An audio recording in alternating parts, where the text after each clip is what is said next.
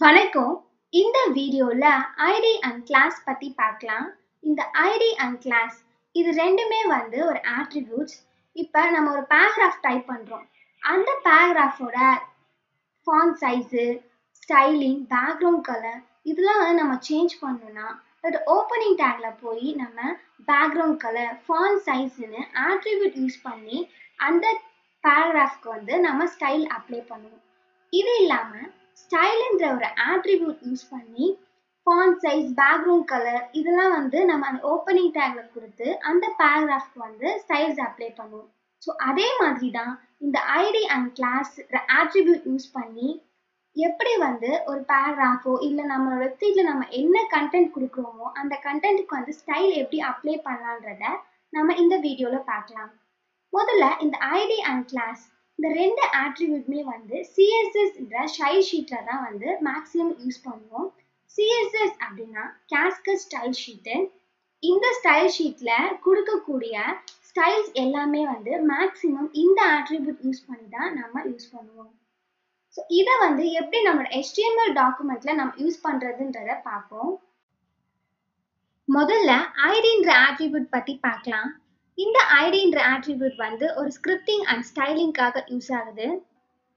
இந்த ஐடி எப்படி யூஸ் பண்ணலான்னு நான் இப்போ ஒரு எக்ஸாம்பிள் சொல்றேன். இப்போ என்னோட வெப்சைட்ல நான் 3 பேராகிராஃப் கிரியேட் பண்றேன்.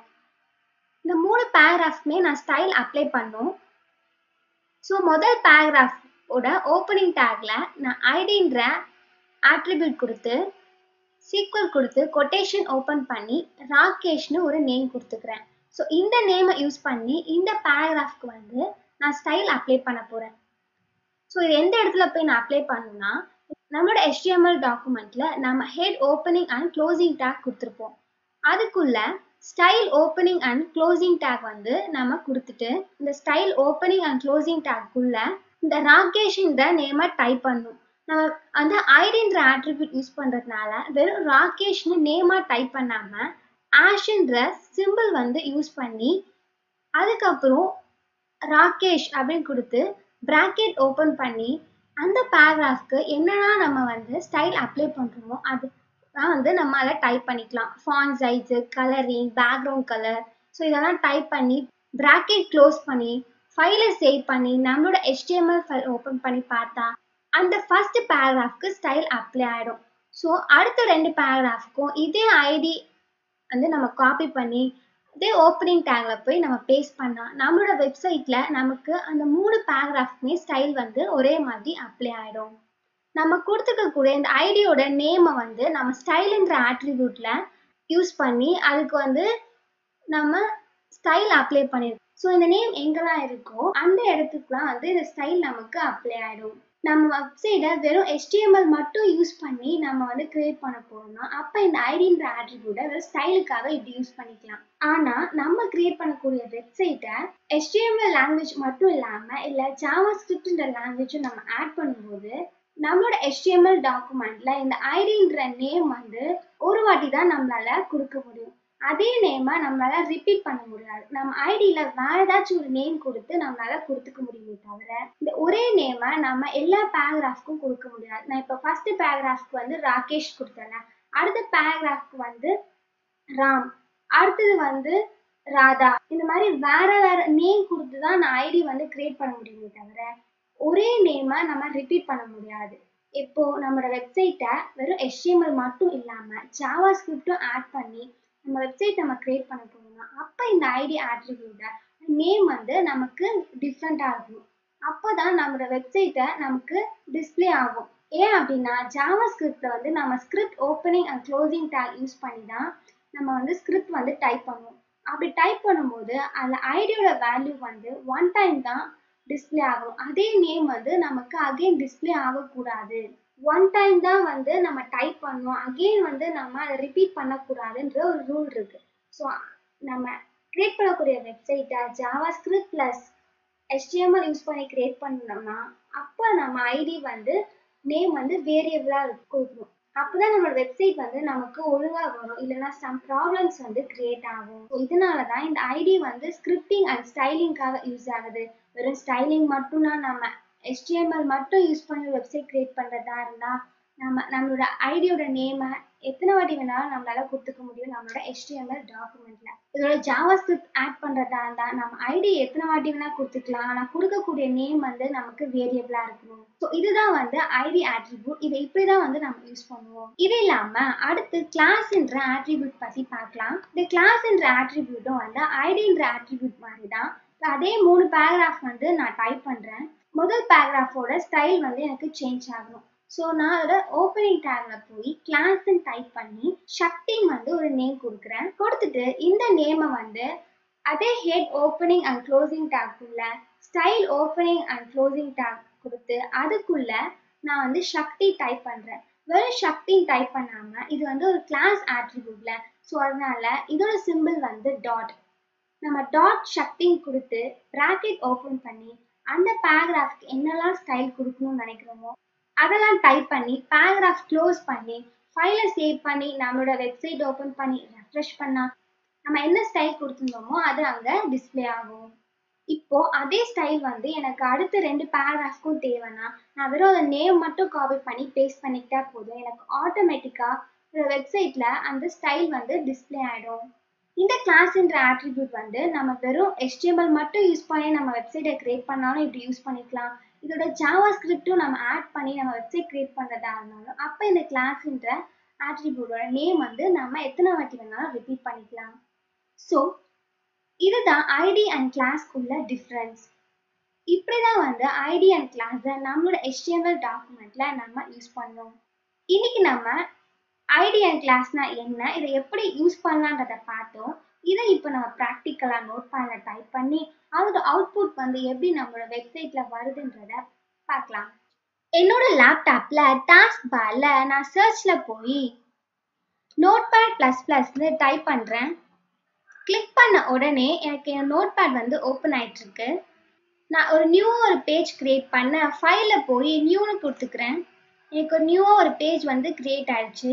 இப்போ HTML யூஸ் பண்ணி நம்ம வெப்சைட் கிரியேட் பண்ண என்னென்ன ஸ்டாண்டர்ட் HTML டேக்ஸ்லாம் இருக்கோ அதை டைப் பண்ணிக்கலாம்.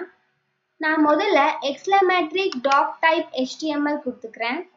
இந்த டேக் வந்து நம்ம கிரியேட் பண்ணக்கூடிய வெப்சைட்டோட ப்ரௌசர் வந்து இது ஒரு HTML டாக்குமெண்ட் அப்படின்னு அண்டர்ஸ்டாண்ட் பண்ணிக்கிறதுக்காக இந்த டேக் வந்து நம்ம கொடுக்குறோம். அடுத்து HTML opening take, HTML closing take கொடுத்துக்கலாம்.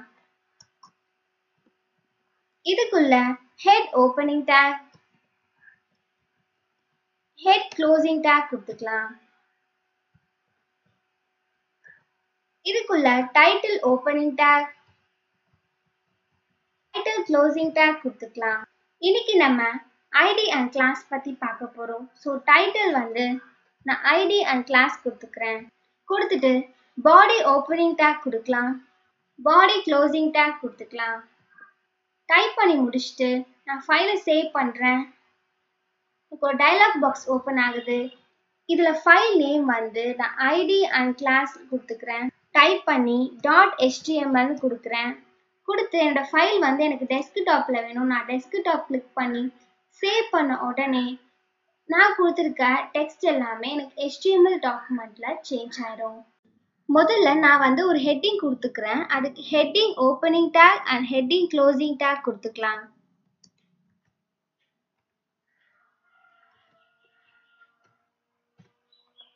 இதுக்குள்ள நான் மை ப்ரோக்ராமிங் லைன்னு ஹெட்டிங் டைப் பண்ணிக்கிறேன்.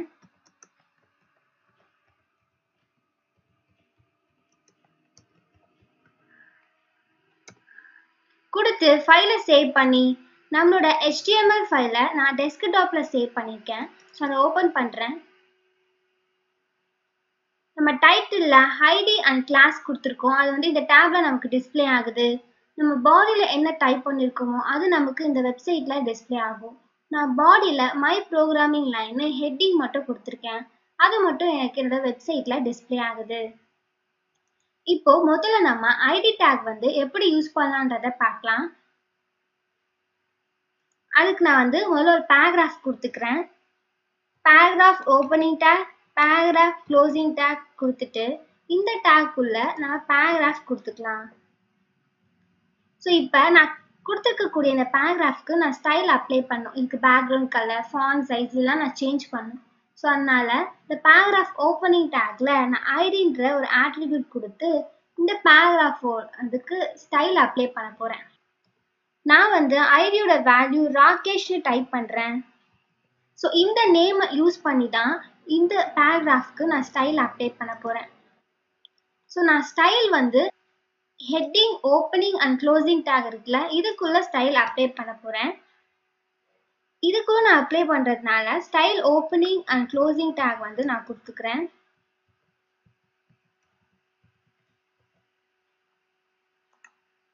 இப்போ இந்த பேராகிராஃப் மட்டும்தான் நான் ஸ்டைல் அப்ளை பண்ண போறேன். அதனால இதோட ஐடி நான் எடுத்துக்கிறேன். நான் ஐடி வந்து ராகேஷ் கொடுத்துருக்கேன். ஸோ அதனால நான் ராகேஷ் டைப் பண்ணிக்கிறேன்.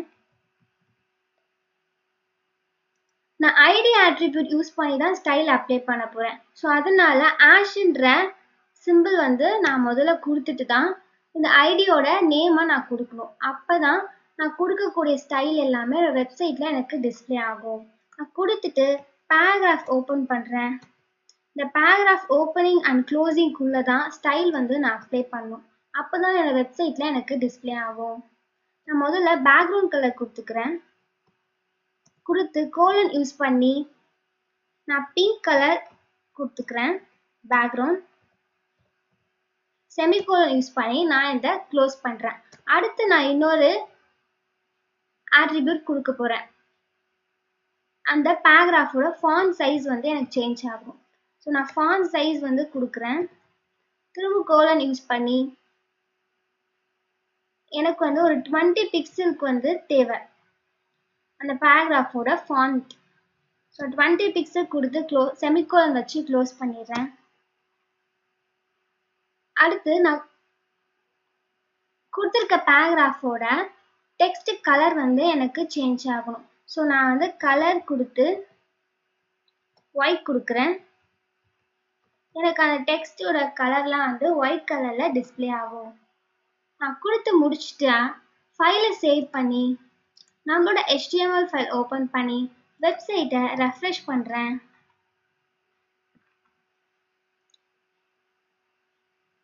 எனக்கு வந்து அந்த பேராகிராஃப்க்கு பேக்ரவுண்ட் கலர், ஃபாண்ட் சைஸு இதெல்லாமே வந்து எனக்கு சேஞ்ச் ஆயிருக்கும். ஸோ நம்ம ஐடின்ற ஆட்ரிபியூட் வந்து இதுக்காக யூஸ் பண்றோம். நம்ம ஸ்டைல கொடுக்கக்கூடிய இந்த ஆட்ரிபியூட்ஸ்லாம் வந்து நம்ம இந்த மாதிரி பிராக்கெட் ஓப்பன் பண்ணி பேக்ரவுண்ட் கலர் கோலன் யூஸ் பண்ணி பிங்க் கொடுத்து செமிகோலன் சொல்லி க்ளோஸ் பண்ணாதான் இந்த பேக்ரவுண்ட் கலரே நமக்கு நம்ம வெப்சைட்ல டிஸ்பிளே ஆகும். அதனால நம்மளோட ஸ்டைல்ல வந்து இந்த கோலன், செமிகோலன், பிராக்கெட், நம்ம ஐடி யூஸ் பண்ண ஆஷ்ன்ற சிம்பிள் இதெல்லாம் வந்து நம்ம கம்பல்சரி கொடுக்கணும். அப்பதான் நம்ம வெப்சைட்ல நம்ம கொடுக்கக்கூடிய ஸ்டைல் நமக்கு டிஸ்பிளே ஆகும். நார்மலா HTML மட்டும் யூஸ் பண்ணி நம்ம வெப்சைட் கிரியேட் பண்ணா அப்ப வந்து நம்ம கொடுக்கக்கூடிய ஐடி நேம் வந்து எத்தனை பேராகிராஃப்க்கு வேணாலும் நம்ம கொடுத்துக்கலாம். நான் ஃபைலை சேவ் பண்ணி HTML ஃபைல் ஓப்பன் பண்ணி வெப்சைட்டை ரெஃப்ரெஷ் பண்றேன். ஸோ இந்த மாதிரி எத்தனை பேராகிராஃப்க்கு வேணாலும் அதே ஸ்டைலை நம்மளால அப்ளை பண்ண முடியும். ஏன்னா நான் ராகேஷ்னு எல்லாத்துக்கும் ஒரே ஐடி தான் கொடுத்துருக்கேன். ஸோ அதனால என்னால எல்லா பேராகிராஃப்க்குமே ஒரே ஸ்டைல் அப்ளை பண்ண முடியும். ஆனா இந்த ஐடி வந்து வெறும் ஸ்டைலிங்க்கு மட்டும் யூஸ் ஆகாம ஸ்கிரிப்டிங்க்கும் யூஸ் ஆகுது. ஸ்கிரிப்டிங்னா இப்போ நம்ம கிரியேட் பண்ணக்கூடிய வெப்சைட்டை வந்து வெறும் HTML மட்டும் யூஸ் பண்ணாம ஜாவா ஸ்கிரிப்டும் யூஸ் பண்ணோம்னா அப்போ வந்து இந்த ஐடி நமக்கு வேற மாதிரி யூஸ் ஆகும். இந்த மாதிரி ஐடியோட நேம் வந்து நம்மளால ரிப்பீட்டா வந்து யூஸ் பண்ண முடியாது. கொடுத்துருக்க ஐடியோட நேம் வந்து நம்மளால ஒன்ஸ் தான் நம்மளோட HTML டாக்குமெண்ட்ல யூஸ் பண்ண முடியும். ஏன்னா ஜாவா ஸ்கிரிப்ட்ல இப்போ எப்படி ஸ்டைல் அப்ளை பண்ண style opening and closing tag கொடுக்குறோமோ இதே மாதிரி ஜாவா ஸ்கிரிப்ட்ல script opening and closing tag use பண்ணி தான் ஸ்கிரிப்ட் வந்து டைப் பண்ணுவாங்க. அதையும் இந்த HTML டாக்குமெண்ட்டையும் லிங்க் பண்ணி தான் நம்மளோட வெப்சைட் வந்து நமக்கு டிஸ்பிளே பண்ணும். ஸோ இந்த மாதிரி ஜாவா ஸ்கிரிப்ட் அண்ட் HTML இந்த ரெண்டு லாங்குவேஜை யூஸ் பண்ணி வெப்சைட் கிரியேட் பண்ணா அப்போ வந்து ஐடி எப்படி கிரியேட் பண்ணலான்றத நம்ம அடுத்த வீடியோல பார்க்கலாம். தேங்க்யூ.